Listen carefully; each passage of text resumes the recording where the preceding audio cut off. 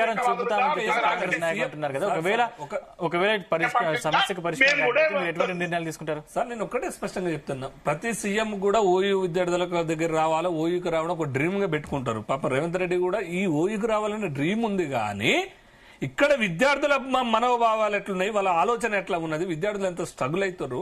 ఒక్కొక్క విద్యార్థి పండుగలకు పబ్బాలకు ఇళ్లకు పోలేకపోతారు. ఎందుకంటే నా కొడుకు ఎప్పుడు ఉద్యోగం వస్తుంది, నా మనవడికి ఎప్పుడు ఉద్యోగం వస్తుంది, నా పిల్లగాడికి ఎప్పుడు ఉద్యోగం వస్తుంది అని చెప్పేసి ఈ రకంగా గ్రామాలలో ఉంది. కాబట్టి ఉస్మాన్ యూనివర్సిటీ విద్యార్థుల మీద ఎక్కువ బాధ్యత ఉంటుంది సార్. ఎందుకంటే తెలంగాణ రాష్ట్రం తెచ్చిన వాళ్ళు గతంలో ప్రతి ఉద్యమంలో నిక్కాసుగా కొట్లాడినటువంటి విద్యార్థులు. నిరుద్యోగుల ఉద్యమం ఎందుకు ఎప్పుడు ఓయిలో మొదలవుతుందని అది విద్యార్థులకు బాధ్యత కదా, పెద్దన పాత్ర పోషించేది కదా, చాలా చైతన్యవంతమైనటువంటి ప్రాంతం కదా. ఎంతో మంది ఈ దేశానికి ప్రధానమంత్రిని అందించినటువంటి యూనివర్సిటీ, సీఎంలు అందించినటువంటి యూనివర్సిటీ చాలా పెద్దన పాత్ర ఉంటుంది. ఓయూలో ఒక బాగుదేవి ఉంటుంది సార్, సెంటిమెంట్ ఉంటుంది. ఎందుకంటే తెలంగాణ రాష్ట్రంలో కూడా చాలా మంది ఇట్లా సెంటిమెంట్ గా ఇదైపోయి బాగుదేలు రగిల్చడం వల్ల ఎంతో మంది ఆత్మహత్యలు కూడా చేసుకోరు. ఇంత సున్నితమైనటువంటి ప్లేస్ కి నువ్వు వచ్చేటప్పుడు ఒక విజన్ కావాలి కదా. నీకు చాలా సింపుల్ గా ఏదో ఓయూకి రావాలన్న డ్రీమ్ ఉందని రావడం కాదు కదా. నీకు ఇప్పుడు మీరు ఇదే చర్చించే వాళ్ళు, మీరు ఓయూకి వచ్చి ప్రకటన ఏమిస్తారు, ఏం చేయబోతానికి వస్తున్నారు, మీరు ఎందుకు దొడ్డిదారిని రావాల్సిన వచ్చింది? మొన్న ప్రోగ్రామ్ పెట్టుకుని మొన్న క్యాన్సిల్ చేసుకుని మళ్ళీ ఇవాళ ఎందుకు వస్తున్నారు? మొత్తం పోలీసు వ్యవస్థ, ఇంటెలిజెన్స్ వ్యవస్థను ఇచ్చేస్తారు. ఇంకో విషయం ఏంటంటే ఇంటెలిజెన్స్ వ్యవస్థ ఎంత దరిద్రంగా పాడైందంటే ఏ పార్టీ వాళ్ళు పిలుపునిస్తే ఎవరిని తీసుకుపోయి ఎవరిని అరెస్ట్ చేయాలో కూడా తెలియని దుర్మార్గ పరిస్థితిలో ఉంది. సో ఇంత ఫెయిల్యూర్ గా మీరు ఎందుకు రావాల్సిన అవసరం ఉంది? ఒకవేళ నువ్వు రావాలనుకుంటే ఒక డేట్ పెట్టు, పలానా డేట్ రోజు రాబోతున్నా, మీకేం కావాలని చెప్పేసి ఈ లోపే విద్యార్థులతో మీ ఇంటికాడ కూర్చొని భోజనం పెట్టి ఈ విద్యార్థులతో చర్చిస్తే ఈ రకమైనటువంటి వాతావరణం కనపడకపోవు కదా.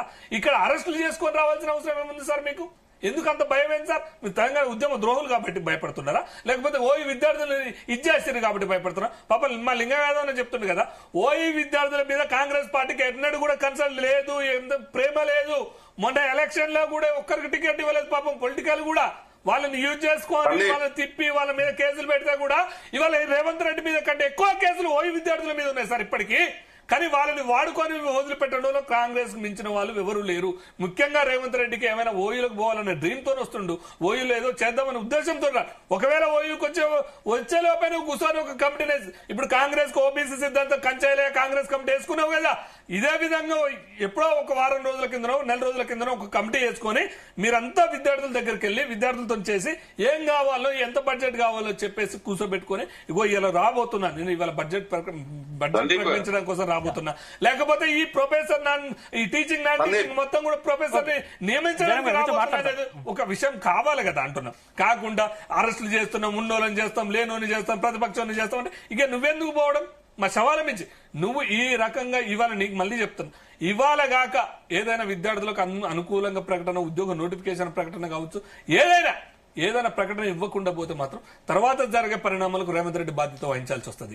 ఎందుకు చెప్తున్నా అంటే ఇప్పటికే డిఎస్సీ లేక గ్రూప్ 2 గ్రూప్ 1 లో మీరు 2000 3000 పోస్టులు పెంచుతామని పెంచక ఇప్పటికి నిరుద్యోగులు, పోలీసు రిక్రూట్మెంట్ లేక 46 జీవో బాధితులు, అన్ని బాధితులు ఓయూలో ఉన్నటువంటి విభిన్నమైనటువంటి విద్యార్థులు మనోభావాలను రెచ్చగొట్టిపోయి తర్వాత జరిగే పరిణామాలకు నువ్వే బాధ్యత వహించాల్సి వస్తుంది, సీఎం గారే బాధ్యత వహించాల్సి వస్తుంది అనే విషయాన్ని నేను స్పష్టంగా. కానీ 2014 రాష్ట్రం ఏర్పడినప్పుడు ఓయూకి ఇచ్చినటువంటి హామీలు ఇప్పటి వరకు ఎందుకు నెరవేరలేదంటారు? ఇప్పుడు పాలకుల ఫెయిల్యూర్ అంటున్నా కదా, 2014 నుంచి ఇంప్లిమెంట్ లేదు, కేసీఆర్ గారు ఇంప్లిమెంట్ చేయలేదు, వాళ్ళు ఇట్లా నియంత్రణగా వ్యవహరించరు. వాళ్ళ తర్వాత వాళ్ళని గద్దెదించింది ఎందుకు? నువ్వు చేస్తావనే కదా, నువ్వు సాధిస్తావనే, నువ్వేదో చేస్తావని నమ్మిరు కదా. ఇప్పుడు నమ్మడం విద్యార్థులకు ఏంటంటే నియంత పాలన దించడంలో ఓయూ పెద్దన పాత్ర పోయిస్తారు. ఓయూ కాదు, అన్ని యూనివర్సిటీలు పెద్దన పాత్ర పోయిస్తారు. అందుకనే అప్పటి నుంచి ఇది కాలేదు కాబట్టి ఇప్పుడు మిమ్మల్ని ఎక్కించింది, గద్దెనెక్కించింది. మీ మీద రూపాయి పెడితే ₹1 కూడా ఎవరు కొనరు. అట్లాంటి కాడ కూడా 50,000 30,000 మెజార్టీ విద్యార్థులు చూపెట్టారు. మిమ్మల్ని చూసి ఓటేసారు ఎవరండి? మిమ్మల్ని చూసి ఓటేస్తే 2014 గెలవాలి కదండి, 2018లో కూడా గెలవాలి కదండి. విద్యార్థులు జోల పట్టుకొని, విద్యార్థులు సద్దులు పెట్టుకొని, అమ్మ నన్ను ఈసారి కేసీఆర్ వస్తే మా శవాలను చూస్తావు, ఈసారి కేసీఆర్ వస్తే మమ్మల్ని ఆత్మహత్యలు చేసుకునే విధంగా, మమ్మల్ని హత్యలు చేసే విధంగా ఉంటుందని చెప్పేసి విద్యార్థులు ప్రచారం చేస్తే మీరు గెలిచారు. మీరు అధికారంకి వచ్చారు. అధికారంకి వచ్చినాక విద్యాశాఖ మినిస్టర్ని పెట్టలేదు.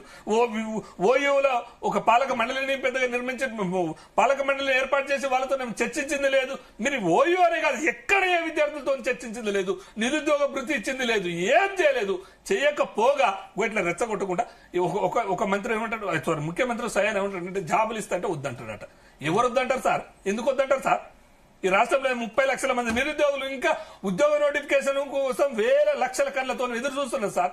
ఎట్లా ఎంత చిల్లర స్టేట్మెంట్లు, ఒక ముఖ్యమంత్రిగా కాకుండా ఒక వార్డు మెంబర్ స్టేట్మెంట్లు ఇస్తున్నారు. సో ఇట్లా రెచ్చగొట్టుకుంటూ పోతే నిరుద్యోగులు మళ్ళీ ఏం చేయదలుచుకోరు?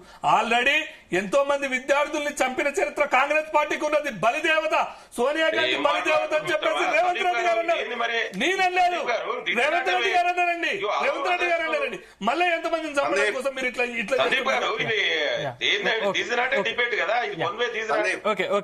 చెప్పండి, దానికి ఆన్సర్ చెప్పండి.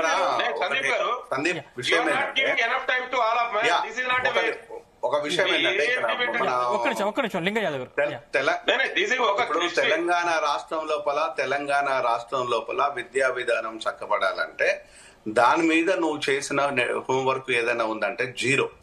ఇప్పటి వరకు రేవంత్ రెడ్డి చేసింది జీరో. ముఖ్యమంత్రి హోదాలో చేసింది జీరో. సేమ్ టైం వచ్చేసి విద్యాశాఖ మంత్రి హోదాలో చేసింది కూడా జీరో. ఇప్పటి వరకు తెలంగాణ లోపల 12 అంటే తెలంగాణ వచ్చిన తర్వాత ఈ రోజు వరకు మూతపడ్డ స్కూళ్ళు 12,700 స్కూళ్లు మూతపడ్డాయి. ఈ 12,700 స్కూళ్లు మూతపడిన తర్వాత ఇది నూతన విద్యా విధానం చట్టం వచ్చిన తర్వాత